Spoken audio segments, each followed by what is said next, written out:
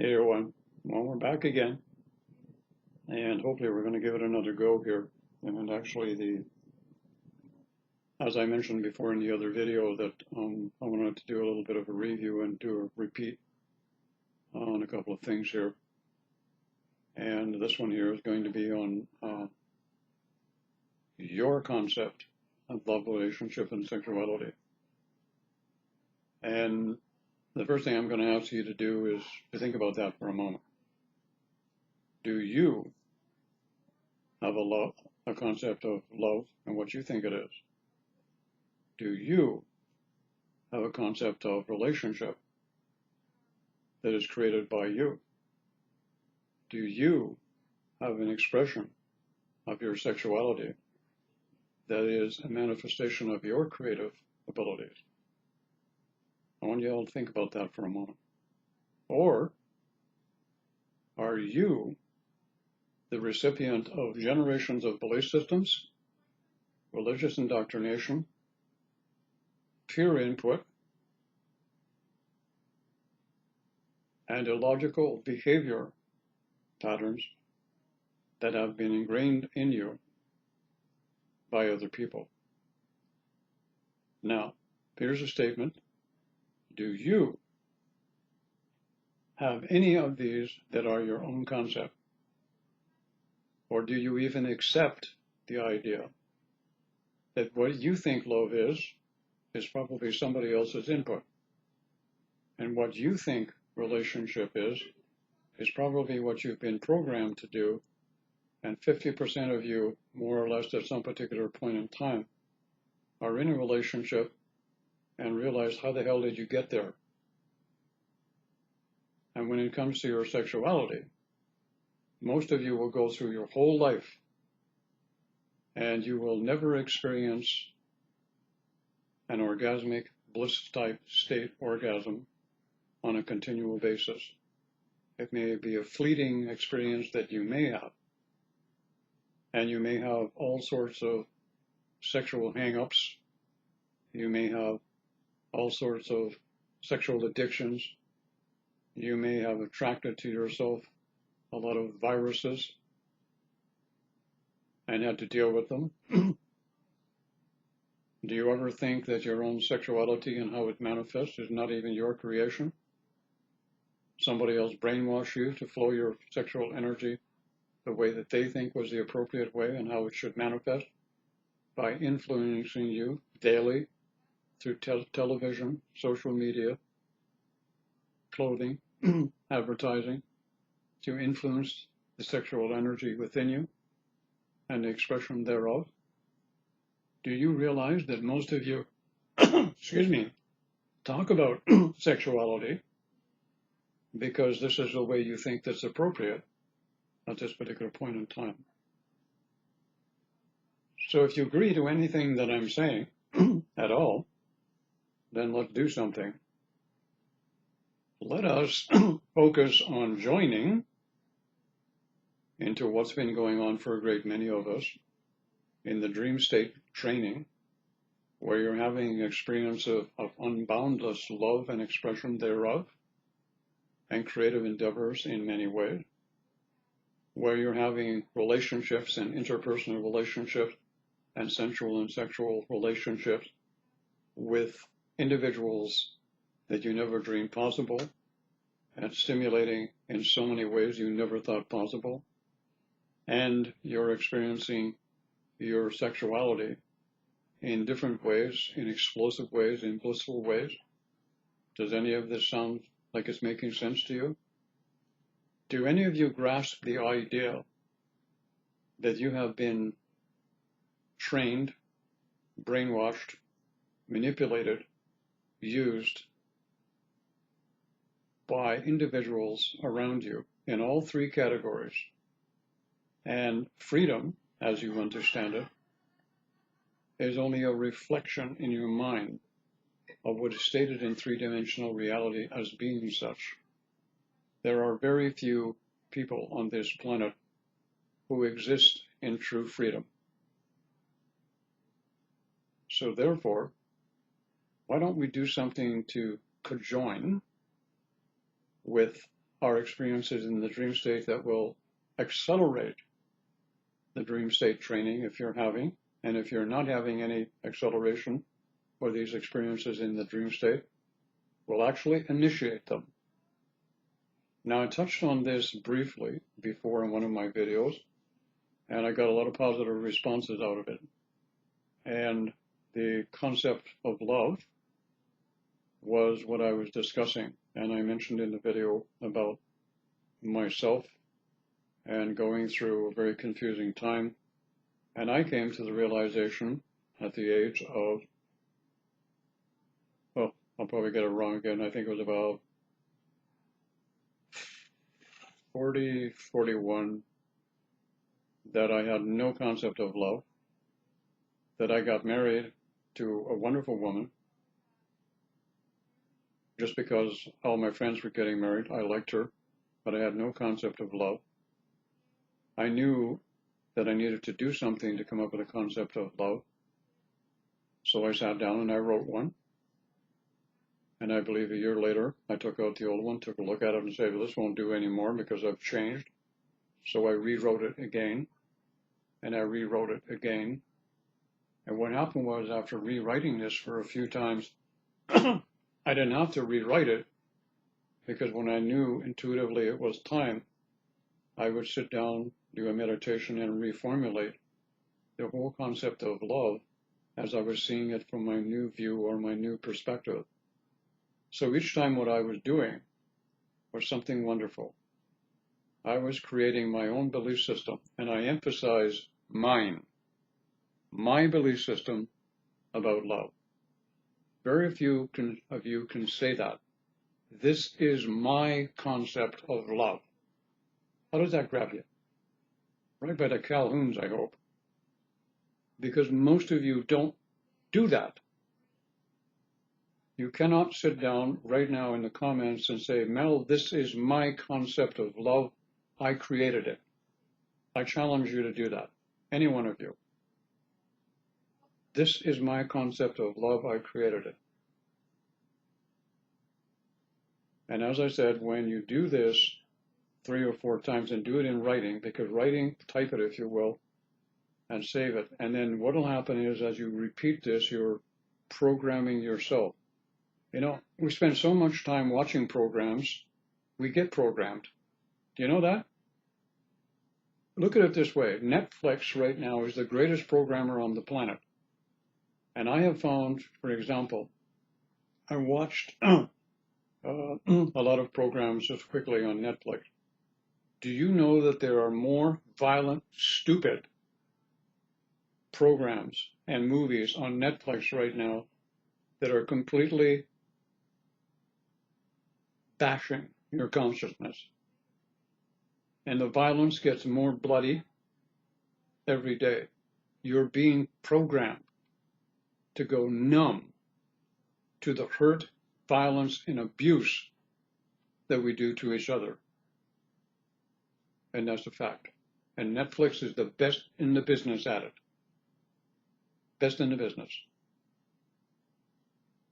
So if you're going to do this for yourself, program what you think is your creation of love.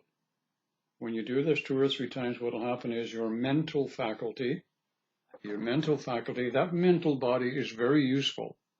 The problem with it is your mental body has been trained like a pet dog to do certain tricks at certain times, okay? I'm being blunt, and some of you are not going to like the way I'm talking, and I get it. But sometimes to drive the message in, you got to hit you on the back of the head with a stick. I should know. I got a whole box full of broken sticks in the backyard. And I got a flat head in the back. Well, some of that's from my father hitting me there. However, that's another story. So when you do this, what happens is, as you begin to awaken, and you say for right now, you're in the evolutionary process, your Kundalini is active, you have a heart center awakening going on, you're having lively and active dream states, and you want to accelerate it, and you think you're ready for it, then do what I'm suggesting. Help your own soul create your concept. You're not going to be right and you're not going to be wrong. What you're going to do is you're going to create something in your concept that's going to be correct for you right now, which is subject to change when you intuitively are guided to do so. How much more simple can I make this? I'm Mr. Simplicity. I can explain it simple. But you know what I found with so many of you? You're so educated nowadays, you've got innate ability to complicate the construction of a veritable peanut butter sandwich. You always think everything has to be difficult and a challenge to do anything. It's not. Consciousness is a simple process of evolution. It's the mental body and all of our stupid belief systems that are screwing everything up. And we need to become self-created, self-made individual. We do. We need to learn how to do that instead of letting everybody else do it for us. That's what we do. So, when you do this and you actually participate in it now and you write this concept, do it now, today, this week. If you've never done it before, do it. And see what your concept is, and then you might be surprised when you get it finished and you read it, and you go back and you review it and say, okay, I'm going to change this, I'm going to change this, until you've got it in the right form. Remember the word I said, form. Creativity must express in three-dimensional reality as form.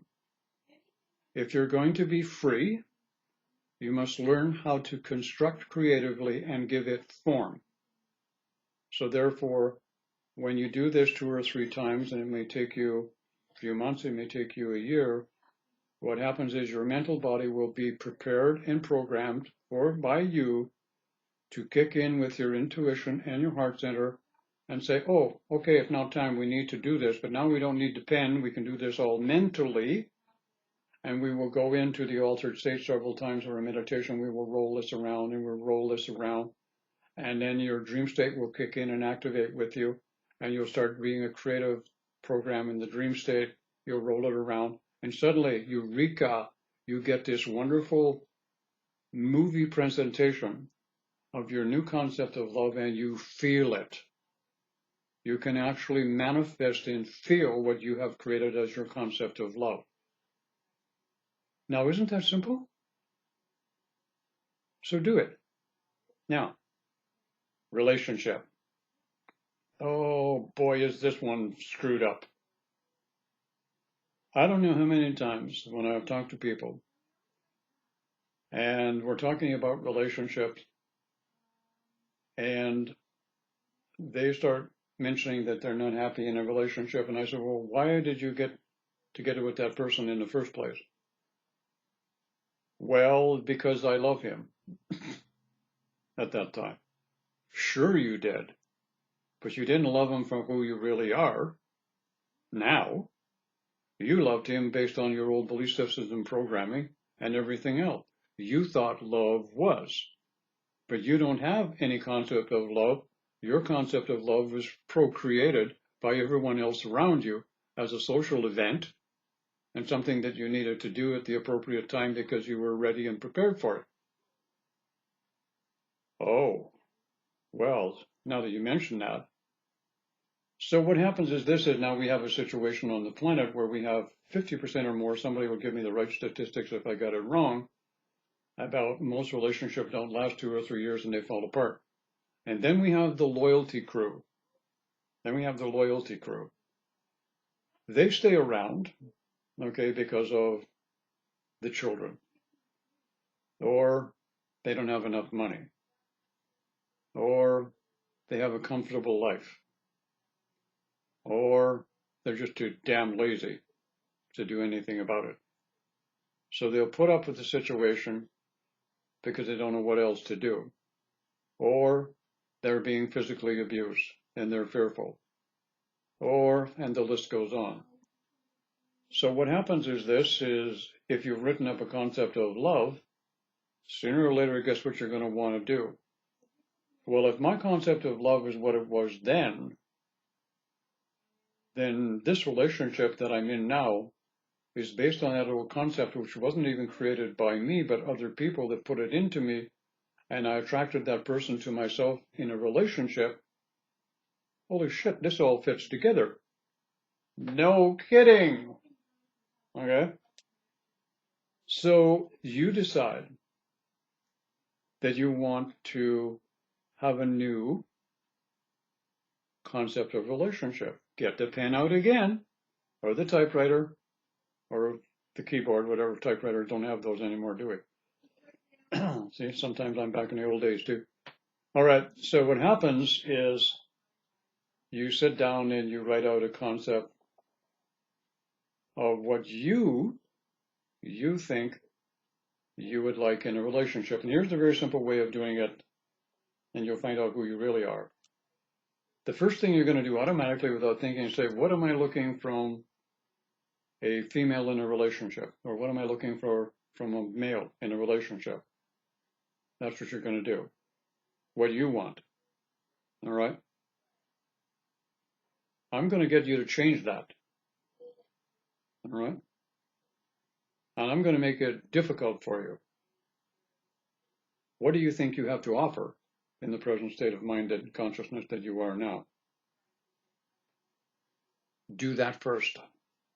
This is going to be enlightening for you. What do you have to offer someone in a relationship? It's easy to think about what you want, but what do you have?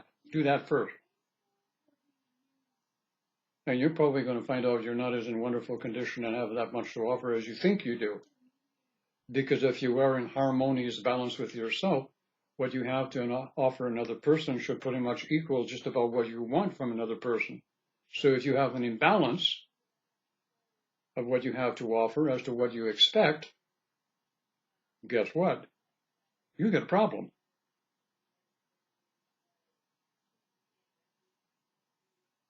You want more than you're prepared to give. So you're not ready for a meaningful relationship. So how do you correct that? Go in to your imaginative faculty. Pay attention to the dream state and what it's showing you and giving you in the intercommunication and creative flow we have with other people. One of the things that I've noticed with people, especially in communication, and especially in social media, I see a lot of people who want to debate. Okay, they just want to get into a debate to see who's going to come out on top. That's all it's about. And they want to communicate to see who's going to dominate the conversation. Nobody really wants to listen. Well, that's not true. Nowadays, lots of people like to listen. I do. Or read. Everybody wants to be the person who dominates the conversation, more or less. Everyone wants to say, see, look at me. I have this great wisdom. I can express it to you. Or you share something with somebody and suddenly you become the enemy because you've gotten wisdom and suddenly they're getting attracted to you and what you're saying, and all of a sudden you're the problem. You never were the problem. They were the problem in the first place. All of this has to do with relationships and communication back and forth. So there's no harmony. So if you do this inventory this way and see what you have to offer first, right now as you are, and the list is shorter than the one that you're expecting, you have some work to do. I call that self-improvement. Because if you want more than you're prepared to give, that's an imbalance. Try that and see what comes out for you. And I don't really care where you are in the evolutionary process. A lot of spiritual people who are evolving and think they're quite evolved are not as evolved as they think they are. Because you constantly hear them say, oh, I want this in a woman, I want that in a woman, I want this in a woman, I want that in a woman. But you rarely hear them say what they have to offer. Rarely. And I'm not talking about huggies and cuddles and all that shit. I'm talking about tangible, from the top down into the physical, what do you have to offer? Because nowadays, what's happening is this is the disparity that I see between the twin flame connections. We don't have balance and equilibrium between the two people. What we have is disparity. We have a whole pile of issues of inequality, distorted definitions and meanings between two individuals. And this is what causes the empathic disconnection that takes place between the two individuals. All right? Try that. And last but not least, sexuality.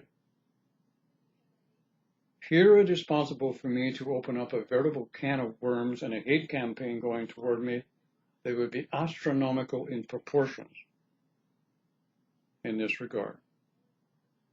Because when it comes to your sexuality and how you present and manifest it, I have never seen in my life the defense mechanisms for illogical belief systems that people will put up to preserve their present state of sexuality and the belief systems incorporated with it.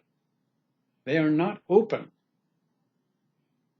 to changing their sexuality or allowing it to do so because they have incorporated belief systems in their behavior, their DNA, and their genetic code from generation after generation of manipulated, controlled, and peer-pressured sexual manifestation in physical reality by those means. So, when it comes to your sexuality, take out the typewriter again, take out the keyboard, start writing down all of your sexuality and its contained belief systems. Everyone has different ones. Again, everyone should have different ones. Everyone should have the freedom to be able to express in the way that they choose to in their sexuality, but freely, not from distorted programs that have been put in by other people. Example, case in point. Let me give you an example. We're constantly hearing now in the Catholic Church and the history of pedophiles that go on. All of a sudden, after 1,000 years of, I think the Catholic religion has been around that long. If I'm wrong, somebody will correct me. Where this started and started going through generations after generation after generation after generation after generation, and now has spilled over into the general population as a genetic and a hereditary and a DNA programming trait within our consciousness. And the solution is so easy. It can be corrected overnight, literally. Allow priests to get married and allow women to join the church, the Catholic Church, and become priests. All simple. But do you think that's going to happen? Not while I'm here, it's not. And that's the solution. What boggles my imagination as to the ramifications that are now becoming public, how people can still support this. And this is not only rampant there, it's rampant everywhere else also. So the idea with your sexuality is, keep in mind, your sexuality becomes, as Kundalini activates, the energetic template that is going to facilitate your awakening. And this is very important, and I want to repeat this, and I hope I get it right.